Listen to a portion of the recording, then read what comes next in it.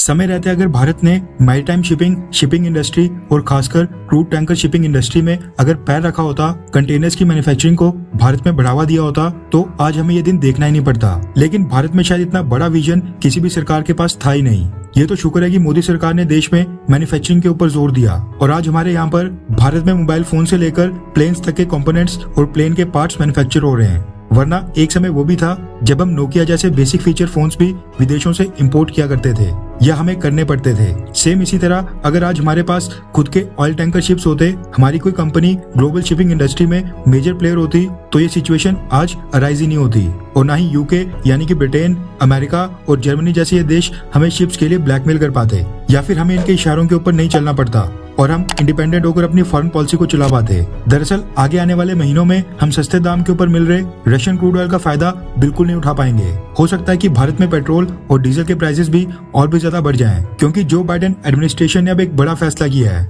Energy export से हो रही रशिया की कमाई को कम करने के लिए रशियन ऑयल के ऊपर प्राइस कैप लगाने की सारी पॉलिसीज G7 देशों ने फ्रेम कर ली हैं और अब एक एक करके ये सभी G7 के देश इन पॉलिसीज की इम्प्लीमेंटेशन का काम कर रहे हैं। अगर भारत जो बाइडेन एडमिनिस्ट्रेशन की बात मानता है तो ही भारत की रिफाइनरीज को अमेरिकन कंपनी का कोई टैंकर शिप मिलेगा, वरना कुछ भी नहीं। जैसा कि मैंने आपको बताया था, यूके ने रशियन ऑयल को ट्रांसपोर्ट करने के ऊपर पूरी तरह से रिस्ट्रिक्शंस लगा दी हैं, जिसके लिए ऋषि सुनक ने आते ही 5 दिसंबर की लास्ट डेट सेट कर दी है। यूके के बाद अब अमेरिका ने भी रशियन ऑयल पर प्राइस कैप को लेकर एक इम्पोर्टेंट नोटिफिकेशन जारी की है। रेफरेंस के लिए आपकी स्क्रीन के ऊपर यूएस गवर्नमेंट की US department of treasury website में जो एक नोटिफिकेशन जारी की गई है उसका स्क्रीनशॉट है, जिसके मुताबिक रशियन ऑयल को ट्रांसपोर्ट, ब्रोकरेज और इंश्योरेंस प्रोवाइड करने वाली अमेरिकन कंपनीज को मात्र 45 डेज का समय दिया गया है। जो बाइडेन एडमिनिस्ट्रेशन द्वारा जारी की गई नोटिफिकेशन में बताया गया है कि अगर कॉन्ट्रैक्ट रशियन ऑयल के ऊपर लगाई गई प्राइस कैप को फॉलो नहीं करता है तो अमेरिका की कोई भी कंपनी 5 दिसंबर सुबह 12 बजे के बाद रशियन ऑयल को बिल्कुल भी ट्रांसपोर्ट नहीं करेगी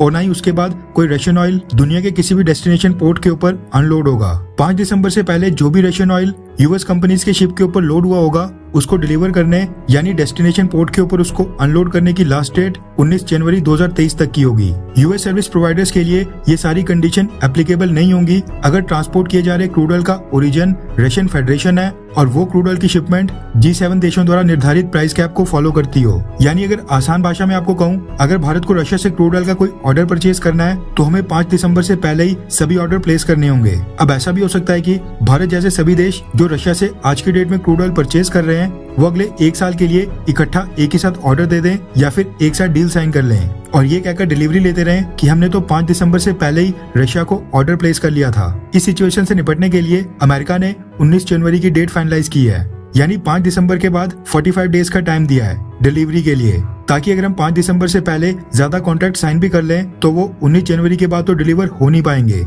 हाँ, ये हो सकता है कि हम 19 जनवरी 2023 तक डिलीवरी वाले 5 दिसंबर से पहले ज्यादा से ज्यादा ऑर्डर प्लेस करके जो भी क्रूड ऑयल मिलता है उसको अपने रिजर्व्स में इकट्ठा कर सकते हैं। लेकिन भारत के रिजर्व्स तो पहले से फुल हैं और ना ही हमारे पास एक्स्ट्रा खाली ऑयल रिजर्व्स बचे हैं, इसलिए भारत को कोई नया जुगाड़ लगाना पड़ेगा। वैसे भारत सरकार भी कोई कच्ची खिलाड़ी नहीं है। भारत ने ना ही G7 देशों को आश्वासन दिया है कि हम उनके G7 प्राइस कैप को फॉलो करेंगे और ना ही हमने रशिया से वादा किया है कि हम G7 के प्राइस कैप को नहीं मानेंगे। भारत सरकार को ऑफर दोनों पार्टी से मिल रहे हैं, लेकिन अभी तक हमने जवाब किसी को भी नहीं दिया है। यहाँ पर आपकी क्या राय है? क्या भारत को रशियन क्रूड ऑयल के ऊपर G7 देशों के प्राइस कैप को मानना चाहिए, हाँ या फिर ना? नीचे कमेंट करके सोच समझकर अपनी राय जरूर बताएं।